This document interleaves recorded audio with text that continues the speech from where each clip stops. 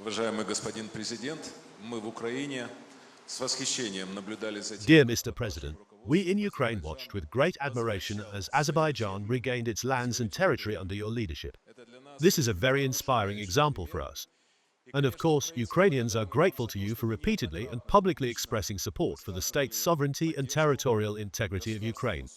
This cannot be forgotten. For many years now, we have been living under the most difficult conditions in a brutal war where the very existence of the Ukrainian state is at stake. What advice could you, as the leader of a victorious nation, give to Ukraine and Ukrainians? украинского государства. Что вы, как лидер победившей нации, могли бы посоветовать Украине и украинцам? Спасибо за ваши добрые слова. Thank you for your kind words about our country and about what has been done to restore our sovereignty and territorial integrity. I once had the opportunity to answer a question from a representative of Ukraine at an event several years ago, and the question was about the same, and my answer will not differ from what I said then. And I think this is in tune with the aspirations of the Ukrainian people, never to come to terms with occupation. This is the main advice. This is what we did.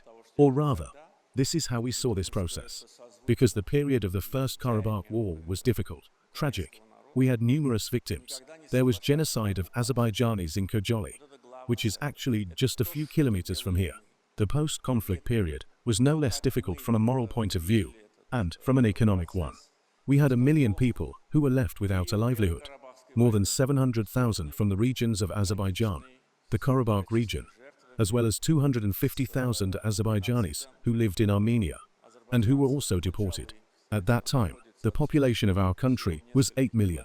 That is, it was one of the highest levels per capita in terms of the number of refugees. We had no money. The treasury was empty. Practically no one supported us. We did not have any significant international support from anyone. The economy was in ruins. Inflation was at 1,000%, unemployment was rampant, and poverty was probably already close to 100%.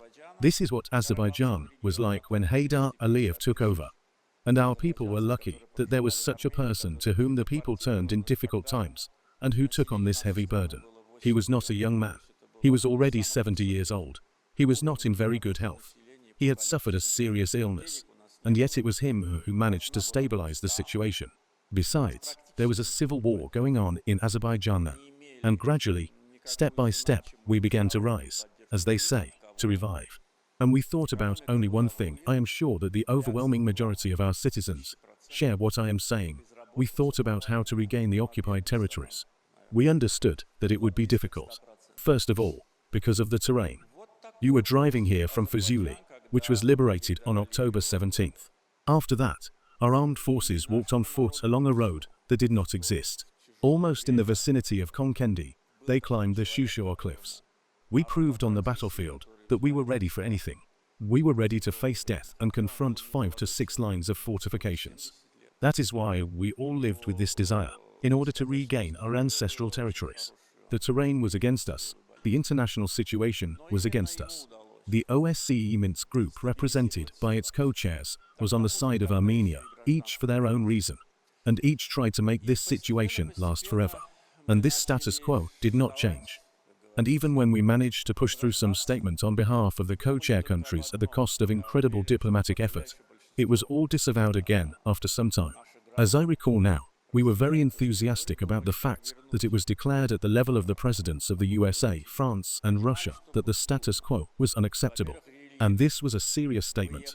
We had fought for it for a very long time. But after some time they changed just one word, and instead of unacceptable, they said unstable. That is, they gave us a signal that it turns out to be acceptable. So they kind of dropped the masks by saying that it is acceptable. This was acceptable to Armenia. It was acceptable to the co-chairs of the Minsk group and a number of other countries. It was unacceptable only to us. And a year before the process of negotiations, in which I participated from the end of 2003, for 17 years, there were a lot of proposals, a lot of meetings, maybe not entirely useful, and a lot of messages suggesting that we had to come to terms with this reality. So this was the reality. You have to come to terms with it. And when I said no, it was perceived as a challenge to the powers that be. It was perceived as some kind of inappropriate reaction. And the main narrative was this: well, you see, they don't agree. They are being offered something in exchange for giving conditional independence to separatists, but they don't agree. All are arguments about international law, about the fact that the UN Security Council adopted 4 resolutions demanding the withdrawal of Armenian forces, about the fact that the Minsk group co-chairs themselves voted for this resolution. All this crashed against the wall of arrogant lecturing that we should come to terms with reality. Okay. Then we decided that we would create new realities, and then you would come to terms with them. And that's what's happened. We began to create new realities in 2020, in 44 days, and they were forced to come to terms with them. And then, in September 2023, in just 1 day, and they were forced to come to terms with that too. Therefore, I am answering this question a little more broadly in order to reveal what I said at the very beginning. What I said at the very beginning may seem very simple and some kind of evasion, but behind it is what we actually experienced both in the war, at the negotiating table, and after we fully restored our sovereignty. If I talk about all the threats, pressure, blackmail, and other indecent actions by some foreign actors, it will probably not be a very pleasant sight, especially since this would probably require a separate meeting. But returning to what I said, never give up, and never come to terms with the violation of territorial integrity. Our friend from Uzbekistan asked about my father. You know, he, like all of us, wanted most of all to see this day when we would return to Karabakh. But it didn't work out. I was president for 17 years before we liberated these territories, and if we hadn't had the opportunity, we would probably have waited another 17 years. And this is not about me. And this is also, I think, important for the Ukrainians. It is not about a personality, and it is not about ambitions. The point is that you need to feel responsible for the generations that lived before us. Feel responsible for those who will live after us. If I knew that we would not be able to regain the territories, well, we would have waited another 17 years, and maybe another 17 years. And if it had not been me, it would not have mattered. And I was morally prepared, in principle, for someone else to do it. But I understood that if I did not do it, then it was unlikely that anyone would be able to do it. I don't want to sound too overconfident, but this is simply what I thought, and I am sharing my memories. And one last thing.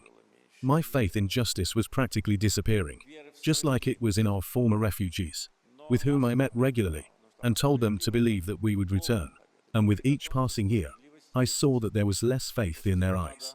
I could still see it in their eyes. They could tell me good things that yes, we believe, but I could see everything in their eyes. And I had less faith in justice. But our victory is a fair victory, and a complete victory. It says that justice exists, you just have to achieve it.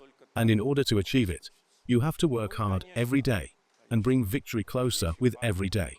Especially if the final decision depends on you. You have to dedicate your whole life to this. This is the only way it can happen.